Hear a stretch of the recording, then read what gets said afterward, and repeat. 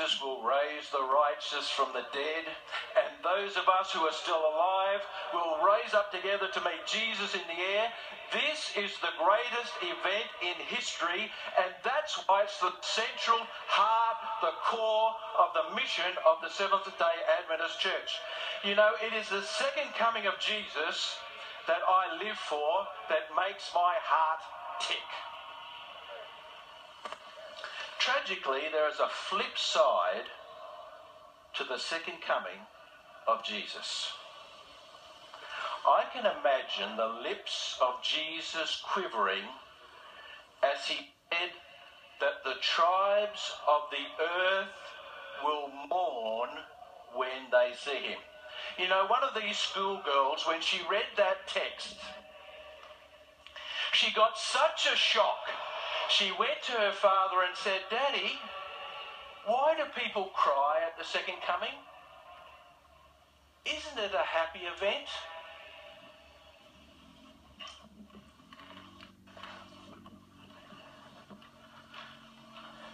This painting has the title, The Scream.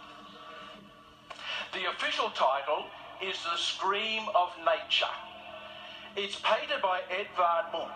Now, a couple of months ago, I went to Norway, not to see the fjords and all those sort of things. I went to Norway from Australia to see that painting. Back in 2012, a pastel version sold for $120 million. By the way, this is just a copy, or else it would be my treasurer doing screaming, I think. But there is something special about that painting. There is something haunting, ghoulish nearly. What is it?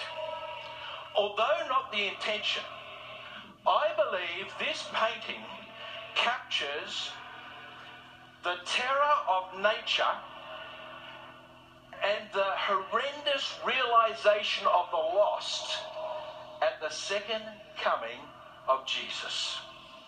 Edvard Munch wrote on the frame of this painting these words: "My friends walked on, and I stood there trembling with anxiety, and I sensed an infinite scream passing through nature." What is that scream that passes through nature at the second coming? The Bible makes it clear. Firstly, the earth and heaven shake. Then there is a mighty earthquake. Islands and mountains disappear. There are giant hailstones. The wicked call for the rocks and mountains to cover them as they realize the enormity and consequences of sin. Now, the Great Controversy describes this experience, and Ellen White says that the screams and the wails of the lost are heard above the amazingly loud and horrendous sounds of the elements. What might this sound like? Maybe this.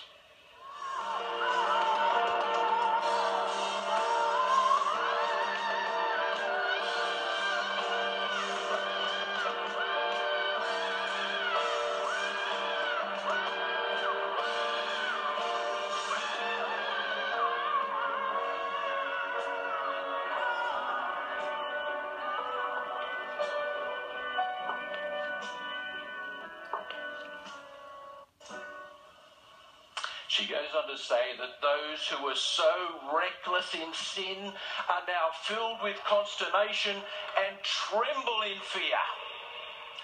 That's why it is so important for us to teach the fact that we need to be ready for Jesus to come. Great Controversy goes on to say, well, the Bible says, in compassion they are destroyed by the brightness of his coming. The terror they experience, it's compassion that destroys them. That's why Great Controversy goes on to make this statement. Only in eternity can we rightly estimate the loss of a single soul. Well, let's move on from the bad news. Let's come to the good news about the second coming of Jesus. I have another painting here, painted by an Australian by the name of Phil Mackay. Here we see the second coming through the eyes of Indigenous Australians. I love it. We're in the great Australian outback. So I want you to imagine that you are alive and ready and waiting for Jesus to come. Maybe you're crouched down in an Aboriginal cave. You look up and you can see engraved on the walls the engravings of kangaroos, emus, snakes. You're tired, anxious, weary. You've gone through such a difficult time waiting for Jesus to come. Then you hear some sounds outside, gunfire. Come out and come out now. Lord, is this it? Is it all going to end now? Have you brought me this far only for me to die and not see you come again? But then you hear a sound, a voice that's louder than you've ever heard before. It is done. What's done? You go rushing outside of the cave. As you go rushing out, those who are going to attack you rush in. The earth starts to shake. You look up and you see a rainbow. You see a small dark cloud coming towards you. As you see this coming, you see angels by the thousands fill the sky. As you look up, you can see Jesus coming. You can hear Jesus shout out, "Awake and sing, you that dwell in dust." You can see all these graves of the outback open up. The scream is replaced by a choir of worship. I look over and I see my mother coming up from her grave. The last time I saw my mother, just a couple of years ago, she was riddled with pancreatic cancer. And I saw her breathe her last troubled breath, and she died in front of me. But now she has a new body. She's beaming. Oh, death, where is your sting now? I go up and I go to my mother and give her a big hug. And we start to go up towards Jesus. When we see Jesus, his eyes are just sparkling. He has a big smile. He said, "Neil and Jeanette, my mother, you're saved. Welcome to eternity." And Jesus comes and he puts a crown on my head. Well, I feel very strange about this. And I just put it back down at the feet of Jesus. And I say, "I don't deserve this, Jesus. You deserve that." And he said, "Neil, do you remember just before your mother died, you said to her, 'Mum, are you ready for Jesus to come?'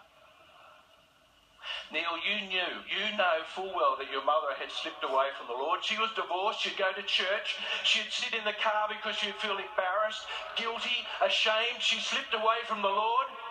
Neil, because you invited her to give her life to Christ that night, she is here and I'm here to thank you, and that's why I'm giving you this crown." He takes me to another lady and he says, "Neil, do you remember this lady?" "No, I don't know who she is." "Neil, remember there was a time you went onto that bus and you talked about Jesus. You talked about me to that lady."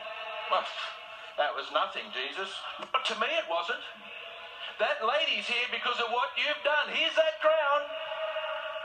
And that lady shared with this man and he shared with the whole family, and they're all here because you shared the gospel of Jesus Christ. Thank you, thank you, thank you. You know, at a time when we are filled with thanks for God, he's filled with thanks to us. We serve a grace-filled God. Is that true? We don't deserve it. But in God's eyes, we mean everything to him.